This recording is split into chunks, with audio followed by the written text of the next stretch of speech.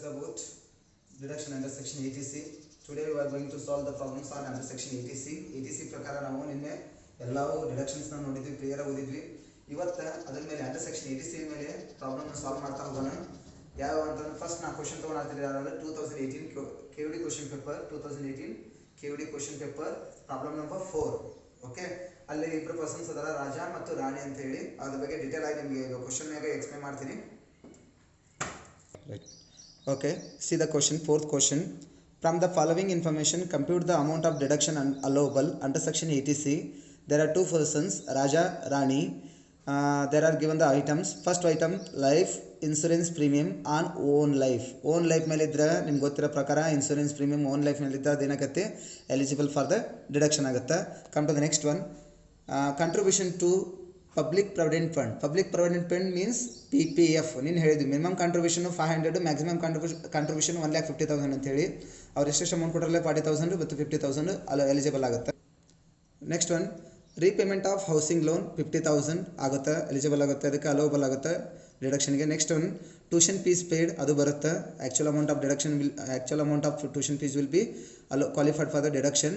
Next one, NSC purchase eighth issue. ನೀನು ಹೇಳಿದ್ವಿ ನಾವು ನಿಮಗೆ ನೆನಪಿರ್ಬೋದು, subscription to NSC purchased eighth issue, ಅದು ಅಮೌಂಟ್ ಏನಾಗುತ್ತೆ ಡಿಡಕ್ಷನ್ ಅಲೋಬಲ್ ಆಗುತ್ತೆ. Next one, 5 years FD in SBI. ನೀನು ಹೇಳಿದ್ದೆ ನೆನಪಿರ್ಬೋದು ನಿಮಗೆ ಏನಂತ, term deposit or FD with a scheduled bank will be qualified for the deduction ಅಂತ ಹೇಳಿ. ಸೊ ಇಲ್ಲಿ ಅವ್ರು ಹೇಳ್ಯಾರ 5 years FD in SBI account SBI ಅಂತ ಹೇಳಿ 25,000, 10,000. Contribution to unrecognised provident fund, very important. ನಿಮಗೆ ಒಂದು ಮಾತು ಹೇಳಿತ್ತು, ಕಾಂಟ್ರಿಬ್ಯೂಷನ್ ಟು RPF ಮತ್ತು ಇದು SPF ಅಷ್ಟೇ ಏನಾಗುತ್ತೆ ಕ್ವಾಲಿಫೈಡ್ ಆಗುತ್ತೆ. URPF ಕ್ವಾಲಿಫೈಡ್ ಆಗಂಗಿಲ್ಲ. ಸೊ ಅದಕ್ಕೆ ಈ ಐಟಮ್ನ ನೀವು ಕೈ ಬಿಡೋಕ್ಕಾಗತ್ತೆ. ಈ ಐಟಮ್ನ ಕಂಪಲ್ಸರಿ ನೀವೇನು ಮಾಡ್ಬೇಕಾಗತ್ತೆ, ಕೈ ಬಿಡೋಕ್ಕಾಗತ್ತೆ ಕಂಪಲ್ಸರಿ. ಅಲ್ಲೊಂದು ನೋಟ್ ಬರೀರಿ. ಆಮೇಲೆ next one, place of working is not necessary for deduction. Place of working Davanagere ಮತ್ತು ಡೆಲ್ಲಿ ಅಂತ ಹೇಳ್ಯಾರ ಅವರು, ನಮಗೆ ಅದನ್ನು ನೆಸೆಸರಿ ಇಲ್ಲ. ಈ ಪ್ರಾಬ್ಲಮ್ ಈಗ ಸಾಲ್ವ್ ಮಾಡೋಣ, ಬೋರ್ಡ್ ಮೇಲೆ ಸಾಲ್ವ್ ಮಾಡ್ತೀನಿ, ನೋಡ್ತಾ ಬರ್ರಿ ಒಂದೊಂದು. Life insurance premium on own life. ನಿಮಗೆ ಎಸ್ಟರ್ಡೇ ನಾನು ಎಕ್ಸ್ಪ್ಲೇನ್ ಮಾಡಿದ ಪ್ರಕಾರ deduction chapter as per the deduction chapter, life insurance premium ಒಂದು ಅವ್ನ ಲೈಫ್ ಮೇಲೆ ಇರಬೇಕು, ಇಲ್ಲ ಅವ್ನ ವೈಫ್ ಮೇಲೆ ಇರಬೇಕು. ತಪ್ಪಂದ್ರೆ ಅದು ವೈಫ್ ಅಂದ್ರೆ ಸ್ಪಾಸ್ ಅಂತ ಹೇಳ್ತೀವಿ, ವೈಫರ್ ಆಗಿರ್ಬೋದು, ಹಸ್ಬೆಂಡ್ ಆಗಿರ್ಬೋದು, ಅವ್ರ ಮೇಲೆ ಇರಬೇಕು. ಇನ್ನೊಂದು ಯಾರ ಮೇಲೆ ಇರ್ಬೇಕಂತಂದ್ರೆ ಮಕ್ಕಳ ಮೇಲೆ ಇರಬೇಕು. ಬಿಟ್ರೆ ಪೇರೆಂಟ್ಸ್ ಅಥವಾ ಇಂಥ ಬ್ರದರ್ಸ್ ಸಿಸ್ಟರ್ಸ್ ಮೇಲೆ ಇದು ಬರಲ್ಲ ಅಂತ ಹೇಳಿತ್ತು. ನೆಕ್ಸ್ಟ್ ಒಂದು life insurance premium on own life ಬರುತ್ತೆ. ನಿನ್ನೆ ನೆಕ್ಸ್ಟ್ ವೆರಿ ಇಂಪಾರ್ಟೆಂಟ್ ಆಗಿ ಹೇಳಿದೆ, ಡೇಟ್ ಕೊಟ್ಟರೆ ಕಂಪಲ್ಸರಿ ಡೇಟ್ ವೈಸ್ ಮಾಡ್ಬೇಕಂತೇಳಿ. ಯಾವ ಡೇಟ್ ಹೇಳಿದ್ವಿ ನೋಡ್ರಿ ನಾವು, 31/3/2012ಗಿಂತ ಬಿಫೋರ್ ಇದ್ರೆ ಏನಾಕೈತಿ, ಆಫ್ಟರ್ ಇದ್ರೆ ಏನಾಕೈತಿ ಅಂತ ತೊಗೊಂತಿದ್ವಿ ನಾವು. ಬಟ್ ಇಲ್ಲಿ ಡೇಟ್ ಮೆನ್ಷನ್ ಮಾಡಿದಕ್ಕೆ, ಡೇಟ್ ಮೆನ್ಷನ್ ಮಾಡಿದಾಗ ಏನು ಪ್ರಾಬ್ಲಮ್ ಆಗಲ್ಲ, ಡೈರೆಕ್ಟ್ ಎಷ್ಟು ಅಮೌಂಟ್ ಇರುತ್ತೆ ಅಷ್ಟು ಅಮೌಂಟ್ ತೊಗೋಬೇಕಾಗುತ್ತೆ. ನೀವು ಎಷ್ಟು ಅಮೌಂಟ್ ಹೇಳಿದಾರೆ ಅಂದ್ರದ್ದು ಪ್ರಾಬ್ಲಮ್ ಒಳಗೆ 10,000, 15,000 ಹೇಳಿದಾರೆ. Next one, contribution to PPF Public Provident Fund. They are given the amount 40,000, 50,000. Next one, repayment of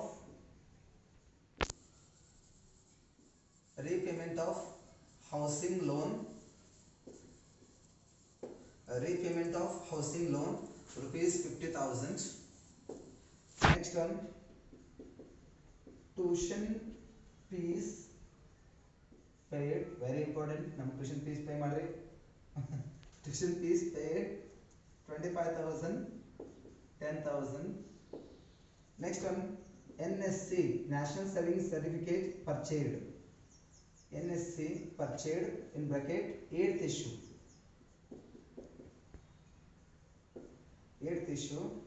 40,000, 20,000. Next one, 5 years FD in SBI, that is also qualified for the deduction 25,000, 10,000. Next one, contribution to unrecognized provident fund ಅಂತ ಹೇಳಾರ. ನಾನು ನಿಮಗೆ ನಿನ್ನೆ explain ಮಾಡಿದ್ದೀನಿ. RPF ಮತ್ತು SPF ಇದ್ದಷ್ಟು ತಗೊಳ್ರಿ ನೀವು. ಇದು ಯಾರ್ದು ಎಂಪ್ಲಾಯೀಸ್ ಕಾಂಟ್ರಿಬ್ಯೂಷನ್. ಇಲ್ಲಿರೋದು ಏನಂತಂದ್ರೆ ಕಾಂಟ್ರಿಬ್ಯೂಷನ್ ಟು ಅನ್ರಿಕಗ್ನೈಸ್ಡ್ URPF ಐತಿ, ಅದನ್ನ ಸ್ಪೆಷಲ್ ಆಗಿ ನೋಟ್ ಹಾಕಿ ನೀವು ಬರೀಬೇಕು. ಅಂದ್ರೆ contribution to URPF is not qualified for the deduction ಅಂತ ಹೇಳಿ ನೀವು ಬರೀರೋದನ್ನ. ನೆಕ್ಸ್ಟ್ ಒಂದು, ಪ್ಲೇಸ್ ಆಫ್ ವರ್ಕಿಂಗ್ ಅಂತ ಲಾಸ್ಟ್ ಒಂದು ಹೇಳಿದಾರೆ, ಇಲ್ಲಿ ಮುಗಿತು ಈ ಪ್ರಾಬ್ಲಮ್. ಇದನ್ನ ನೀವು ನೆಕ್ಸ್ಟ್ ಏನು ಮಾಡಬೇಕು, ಟೋಟಲ್ ಮಾಡಬೇಕು. This will be 1,90,000. Okay, next one. Actual deduction of the Raja is 1,90,000. Actual deduction of the Rani is rupees 1,05,000. You have to write for that actual deduction. ಅದಕ್ಕೆ ನೀವು actual deduction ಅಂತ ಬರೀರಿ. Next ಒಂದು actual deduction comparison ಆದಂದ್ರೆ calculate ಮಾಡಿದಾದ್ಮೇಲೆ ನೀವು compulsory maximum limit ಅಂತ ಒಂದು ಐತಿ. Maximum limit of rupees 1,50,000. ಅಂದ್ರೆ maximum limit for under section 80C ಗೆ ಮ್ಯಾಕ್ಸಿಮಮ್ ಲಿಮಿಟ್ ಎಷ್ಟೈತೆ ಅಂದ್ರೆ ಡಿಡಕ್ಷನ್ಗೆ 1,50,000 ಐತಿ. ಅದು ಕೊಟ್ಟಾಗ ನೀವು ಕಂಪ್ಯಾರಿಸನ್ ಮಾಡಬೇಕು. ಅದನ್ನ actual deduction maximum limit for deduction. Maximum limit for the deduction is rupees 1,50,000. Under section 80C ಪ್ರಕಾರ ಮ್ಯಾಕ್ಸಿಮಮ್ ಅಮೌಂಟ್ ಆಫ್ ಡಿಡಕ್ಷನ್ ಎಷ್ಟೈತಿ 1,50,000 ಇರೋದ್ರಿಂದ ಇದರೊಳಗೆ ವಿಚ್ ಎವರ್ ಈಸ್ ಲೆಸ್ ನ ನೀವು ಏನು ಮಾಡಬೇಕು will be allowed for qualify ಅಂದ್ರೆ will be allowed for deduction. ಅದನ್ನ ಡಿಡಕ್ಷನ್ಗೆ ನೀವು ಏನು ಮಾಡಬೇಕು ಅಲೋ ಮಾಡಬೇಕು. ಯಾವ್ದು ವಿಚ್ ಎವರ್ ಈಸ್ ಲೆಸ್ ನ ಇದರ ನೋಡ್ರಿ ಒಂದು ಆಕ್ಚುಲ್ ಅಮೌಂಟ್ ಆಫ್ ಡಿಡಕ್ಷನ್ ಎಷ್ಟೈತಿ 1,90,000 ಇರುತ್ತೆ. ಇವೊಂದು ಎಷ್ಟೈತಿ ಆಕ್ಚುಲ್ ಅಮೌಂಟ್ ಆಫ್ ಡಿಡಕ್ಷನ್ 1,50,000 ಇರೋದ್ರಿಂದ ಇದರ ಕಡಿಮೆ ಇರೋದು ಯಾವುದು 1,50,000 ಇರೋದ್ರಿಂದ ಈ amount 1,50,000 will be qualified for the deduction. Next one, here 1,05,000 is the actual amount of deduction. 1,50,000 is the maximum amount of deduction. Here 1,05,000 is the minimum amount. That is why that will be qualified for the deduction. Thank you.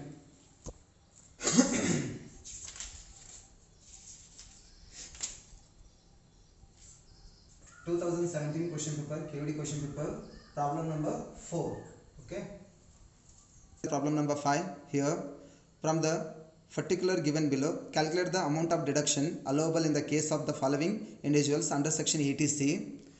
There are two persons, Mr. Arun and Mr. Ashok. You have to see the items. ನೋಡ್ತಾ ಬರ್ರಿ ಒಂದೊಂದು. Life insurance premium feed ಅಲ್ಲೇ 3 items ಅದಾವೆ. On own life will be qualified for the deduction. ನಿಮ್ಗೆ ಗೊತ್ತಿರೋ ಪ್ರಕಾರ under section 80C ಪ್ರಕಾರ. On brother's life ಬರಲ್ಲ. ಯಾಕಂತಂದ್ರೆ ನಿನ್ನ ಹೇಳಿತ್ತು ಒಂದು ಅವನ ಲೈಫ್ ಮೇಲೆ ಇರಬೇಕು, ಇಲ್ಲ ಅವನ ವೈಫ್ ಮೇಲೆ ಇರಬೇಕು, ಇಲ್ಲ ಅಂತಂದ್ರೆ ಏನಿರಬೇಕು ಅವ್ರ ಮಕ್ಕಳ ಮೇಲೆ ಇರಬೇಕು. ಬ್ರದರ್ಸ್ ಸಿಸ್ಟರ್ಸ್ ಮತ್ತು ಪೇರೆಂಟ್ಸ್ ಮೇಲೆ ಇದ್ರೆ ಬರಲ್ಲ. Next one on wife's life ಅಂತ ಹೇಳ್ಯಾರ, ಅದು ಬರುತ್ತೆ, ಎಲಿಜಿಬಲ್ ಆಗುತ್ತೆ. ನೆಕ್ಸ್ಟ್ ಒಂದು ಬರ್ರಿ ಕಾಂಟ್ರಿಬ್ಯೂಷನ್ ಟು PPF ತೊಗೊಂಡಿದ್ವಿ ನಾವು ಆಗಲಿ ಪ್ರಾಬ್ಲಮ್ನಾಗೂ ಬರುತ್ತೆ. ರೀಪೇಮೆಂಟ್ ಆಫ್ ಹೌಸಿಂಗ್ ಲೋನು ಬರುತ್ತೆ. ನೆಕ್ಸ್ಟ್ ಒಂದು payment of daughters tuition fees ಬರುತ್ತೆ. ಇವನ್ನೆಲ್ಲವೂ ಟೋಟಲ್ ಮಾಡ್ಕೋಬೇಕು. ಟೋಟಲ್ ಮಾಡ್ಕೊಂಡಾದ್ಮೇಲೆ ಮ್ಯಾಕ್ಸಿಮಮ್ ಲಿಮಿಟ್ ಕೊಟ್ಟಾಗ ಅದನ್ನೇನು ಮಾಡಬೇಕು ಕಂಪ್ಯಾರಿಸನ್ ಮಾಡಿದ್ಮೇಲೆ which ever is less amount will be qualified for the deduction. Okay, ಈ ಪ್ರಾಬ್ಲಮ್ ಈಗ ಸಾಲ್ವ್ ಮಾಡೋಣ. ಪ್ರಾಬ್ಲಮ್ ಸ್ಟಾರ್ಟ್ ಮಾಡೋಣ. Problem number that is problem number 5. Okay, computation of deduction under section 80C for the assessment year 2019 and 20.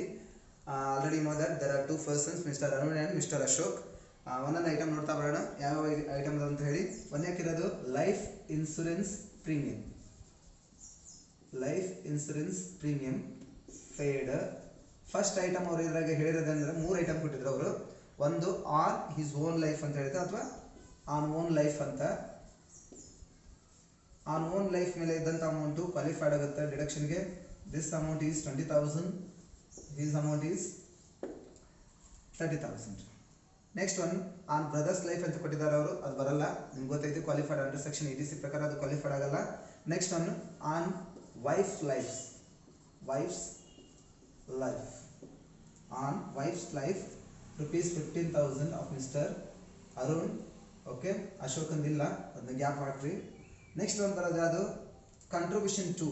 Next item contribution to PPF. Contribution to PPF ಎಷ್ಟೈತೆ ಅದು 24,000, 16,000. Next ಒಂದು repayment of housing loan.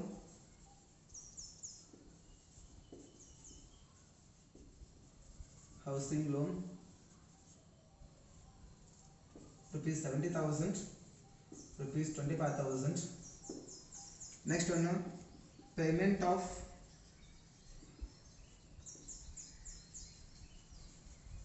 daughters tuition fees,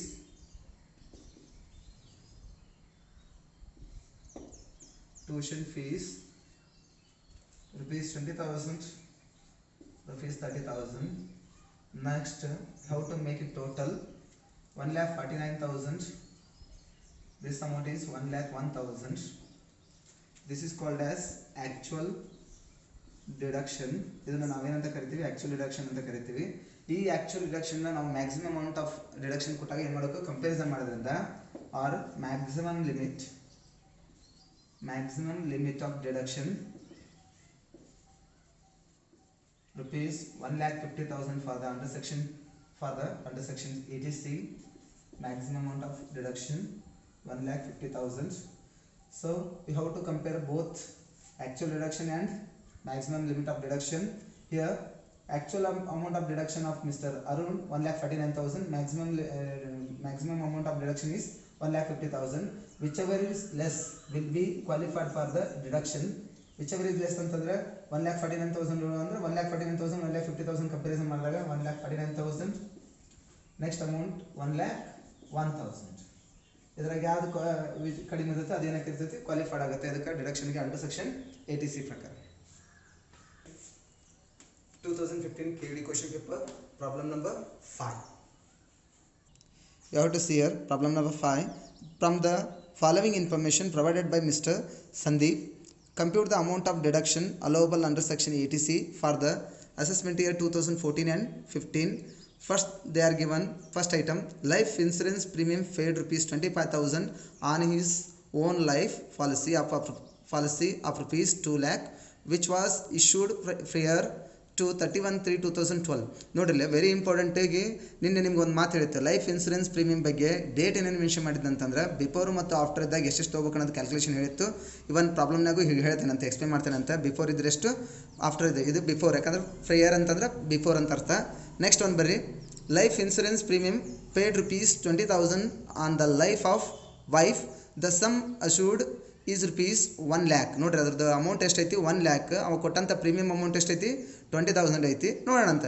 the policy was issued on 2/4/2012. 2/4/2012 ಅಂತಂದ್ರೆ after ಅಂತ ಅರ್ಥ, ನೆನಪಿರಲಿ. ಅದು before ಐತಿ, ಇದು ಆಫ್ಟರ್ ಐತಿ. ಅದು ಬಿಫೋರ್ ಇದ್ರೆ ನಿಮಗೆ ನಿನ್ನ ಹೇಳಿತ್ತು 20% ತೊಗೋರಿ ಅಂತ ಹೇಳಿ ಆಫ್ ಸಮ್ ಅಶೂರ್ಡ್ ಅಂತ, ಸಮ್ ಅಶೂರ್ಡ್ ಅಮೌಂಟ್ ಮೇಲೆ. ನೆಕ್ಸ್ಟ್ ಒಂದು ಆಫ್ಟರ್ ಇದ್ರೆ 10% ತೊಗೋರಿ ಅಂತ ಹೇಳಿತ್ತು. ಆ ಥರ ಕ್ಯಾಲ್ಕುಲೇಷನ್ ಮಾಡೋಣ. ನೆಕ್ಸ್ಟ್ ಒಂದು contribution to statutory provident fund rupees 15,000. ನಿಮ್ಗೆ ಗೊತ್ತೈತಿ SPF ಅಂತಂದ್ರೆ ತೊಗೊತೀವಿ, ಎಲಿಜಿಬಲ್ ಆಗುತ್ತೆ, it will be qualified for the deduction. Next one sons tuition fees for higher education, that will be qualified for the deduction. Next one subscription to NSC 8th issue rupees 25,000 ಅದು ಬರುತ್ತೆ. But ಇವೆರಡರ ಬಗ್ಗೆ ನೀವು ಏನಂತ ನೀಟಾಗಿ ಅದನ್ನು solve ಮಾಡಬೇಕಾಗುತ್ತೆ. Problem ಮಾಡೋಣ. ಓಕೆ, ನೋಡ್ರಿ ಈಗ computation of deduction under section ATC for the assessment year 2019 and 20. Particular two amount columns very important here because only we have to calculate the deductions of only one person, Mr. Sandeep. ಅವನದಷ್ಟೇ calculation ಮಾಡಬೇಕು. First item ಏನಂತ ಕೊಟ್ಟಿದ್ರು problem ನೀವು ನೋಡ್ರಿ, ನಿಮ್ಮ ಕಡೆ question bank ಇದ್ದ ಅದು ನೋಡಿ ಕೇಳ್ರಿ ಅದನ್ನ. ಫಸ್ಟ್ ಐಟಮ್ ಏನಂತ ಕೊಟ್ಟರು ಅವರು, life insurance premium. Life insurance premium on his own life, ಅವನ ಲೈಫ್ ಮೇಲೆ ಅಂತ ಹೇಳಿದ್ರು. ಬಟ್ ಮುಂದೆ ಒಂದು ವರ್ಡ್ ಹೇಳಿದ್ರು, his life policy of rupees 2 lakh. Total policy ಇರೋದು 2 lakh which was issued prior ಅಂತಂದ್ರೆ ಬಿಫೋರ್ ಅಂತ ಕರಿತೇವೆ ನಾವು actually. prior to 31/3/2012.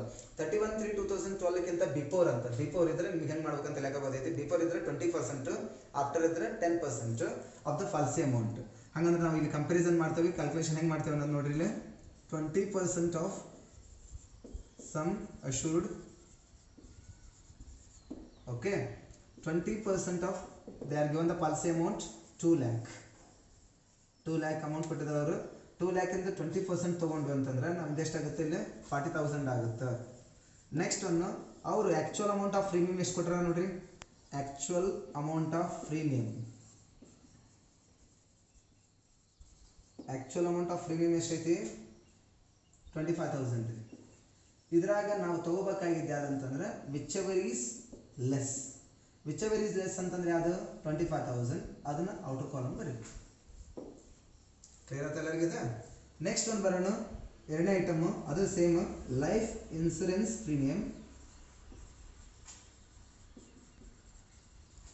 Life insurance premium on the life of wife.